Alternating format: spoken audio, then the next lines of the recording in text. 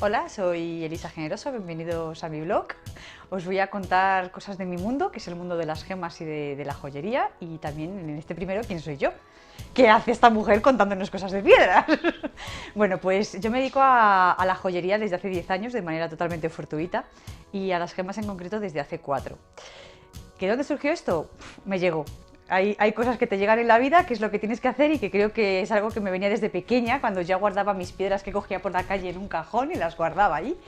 Y las sacaba, las miraba y decía, ¡ah, qué bonitas! Pues bueno, se quedó y a lo largo del tiempo pues se ha visto que eso tenía un porqué y es que me encantan las gemas.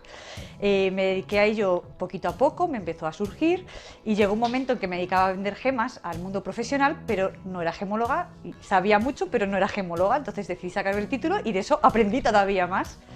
Al principio compraba por contactos por correo, por email, por páginas web y llegó un momento que di el salto y empecé a viajar por los países, ir a la fuente. El primero fue Tailandia, me fui a Bangkok y de ahí el siguiente salto fue irme a Chantaburi. Chantaburi me cogí mi mochila, me cogí el autobús que tarda 4 horas, llegué a un pueblo perdido en medio de Tailandia que yo no sabía qué hacer allí, me di paseos, veía mesas con gente intercambiando, pero no piedras, sino bolsas enteras de zafiros, bolsas de rubíes. Decía, ¿qué hago aquí? ¿Cómo funciona esto? Que estoy perdidísima. Y entonces, mientras estaba mirando, me adoptó un grupo de pakistaníes. Sí, me acogí un grupo de pakistaníes y me enseñó cómo funcionaba el mercado de gemas de Chantaburi y fue bueno, una experiencia fenomenal. Salí por la tarde, cuando salí de allí, con los pelos de punta de la emoción. Y ahí empezó todo mi trayecto de compradora de gemas o gem hunter, como me gusta llamarlo. Y ya empecé a desplazarme también a otros puntos. El siguiente fue a Jaipur. Jaipur es otro de los mercados de gemas muy grandes. Si queréis en otro vídeo hablamos sobre estos mercados. También he estado en Sri Lanka. En Sri Lanka es donde compro los zafiros, las alejandritas, bastantes espinelas. Vamos, sobre todo zafiros que son de una calidad impresionante. Muchos me preguntan por qué tengo gemas de tan buena calidad a unos precios tan baratos. Bueno, eso es primero porque yo voy a la fuente, claro, eso no lo puede hacer todo el mundo. Tú no puedes irte a un mercado de gemas mayoristas primero porque o eres muy buen gemólogo, no porque yo sea muy buena gemola, sino porque he visto muchas piedras, ¿sabes? O es eso, o has visto tantas que ya puedes llegar a diferenciarlas. Pero lo más importante de todo es la suerte que tengas, porque tú vas a un mercado pero no sabes lo que te va a llegar. Y muy importante, los proveedores que consigas, los contactos que hagas, el poder fiarte de ellos, en que si una mercancía no está bien, no es buena, no es auténtica, porque me ha pasado, me han metido vidrios, me han metido sintético, me han metido de todo, que tengas la confianza de poder devolverlo. Y sobre todo también que yo cojo mucho volumen, entonces al coger mucho volumen pues también puedo abaratar los precios.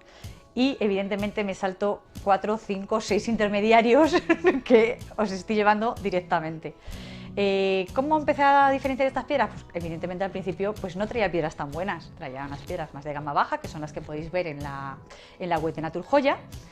Y ahí he ido aprendiendo tanto con los cursos que he hecho, que me he ido formando a lo largo del tiempo, pues por ejemplo especialista en piedra de color o me he hecho rubí, zafiro, esmeralda con HRD, estoy terminando ahora el curso de tasación, especialista en diamante sintético, o sea, me he ido focalizando en distintos tipos de gema. Entonces yo, por ejemplo, un topacio que compraba hace 4 años, pues que yo no me fijaba la calidad de la talla, el tipo de inclusiones, ahora pues sí, voy escogiendo de esos lotes solo las mejores piedras, las que no tienen ventana en este caso, son limpias, me puedo fijar el tipo de inclusión que tienen, si son naturales, si tienen algún tipo de tratamiento. Evidentemente yo no puedo saber todo esto en el momento de la compra, pero sí luego la mayoría las llevo a un laboratorio, normalmente el IGE o el IGI, algunos al GIA, y siempre, excepto en un par de ocasiones, me han ratificado lo que yo ya sabía, con lo cual pues, mi margen de error por ahora es pequeñito y espero que siga así. En el mercado de Tailandia sobre todo se mueven los corindones. Los corindones, ya hablaremos de esta familia, son los rubíes y los zafiros. ¿Por qué? Porque primero Tailandia es un productor de corindones. Pero también ahí es donde llega todo el bruto del mundo. Les llegan pues los brutos de Madagascar, de Mozambique, de Sri Lanka menos, pero también les llega algo y ahí es el centro de talla. Hacen muy buenas tallas y es donde centralizan ese mercado de corindones. Pero esto no quiere decir que no lleguen más piedras. Llevan también muchos topacios, muchas amatistas, piedras de Brasil. De Madagascar sobre todo llega muchísimo. He conseguido también lotes muy buenos pues, de palos de fuego, de saboritas, la fabulosa saborita, que esa tenemos que dedicarle un día entero solo a ella. Esmeralda se mueve menos, pero también se mueve algo. Y bueno, en general un poquito de todo, aunque luego también a partir de ahí he hecho otros contactos con gente de la India, y también el GTC de Bangkok, es un edificio que hay en Bangkok que se ha dedicado a juntar todos los comerciantes de gemas. Entonces allí puedes ir también, evidentemente no es el mismo precio el que le dan al público que va allí que a los que nos dedicamos a comprar lotes. Ya nos vamos, un poquito nos vamos conociendo todos. Y en este mundo de las gemas, además, yo soy un poco excepción porque no hay mujeres. O sea, yo me voy a los mercados de gemas y todo el mundo me mira. Yo creo que incluso en este caso puede ser una ventaja por la rareza. Y sí que estoy empezando a ver alguna china. El siguiente, ¿cómo di el salto a Jaipur? Porque ya os digo que todo esto me llega, ¿no? Yo no lo busco, ¿vale? Bueno, el de Chantaburi sí lo busqué porque me pareció súper interesante, me empecé a documentar dónde puedo comprar yo directamente en el mercado. Bueno, pues Jaipur fue un contacto que hice en Bangkok. De hecho fue un vendedor que me fue a vender a Chantaburi, luego me lo encontré en Bangkok porque yo me voy encontrando a la gente por ahí. Sí, me he encontrado gente de Bangkok, me la he encontrado en China. Gente de Madrid me la encontré en Jaipur. Luego al final este mercado pues parece que es más pequeño, está todo muy unido. Entonces me hice amiga de este vendedor. De hecho este amigo fui a su boda en Jaipur, que es la primera vez que visité Jaipur. También me acerqué a Delhi porque tenía entendido que en Delhi había un mercado de joyería bastante grande, yo no lo supe encontrar, ese sí se me perdió. Pero en Jaipur sí, funcionan normalmente por brokers. Es decir, tienes un broker, un intermediario, que luego se lleva una comisión, perfecto, así te cuidan mejor.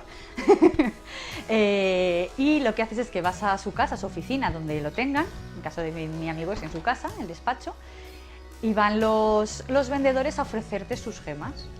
¿Qué ventaja tiene? Que además él negocia con ellos, porque yo evidentemente no hablo hindi.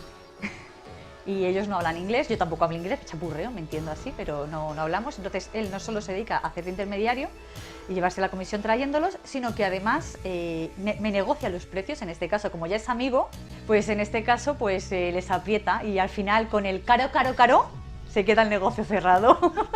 Caro significa venga. Porque ya, como esos son un grupito, pues la gente empieza, venga, como véndeselo, al precio que ella dice. Pues claro, yo pongo límites muy estrictos, o me lo dejas a este precio o no te lo compro. No ando negociando. Porque, claro, mi objetivo es conseguir precios bajos para vosotros. Alguna vez he hecho alguna locura, pero bueno, siempre ha salido bien.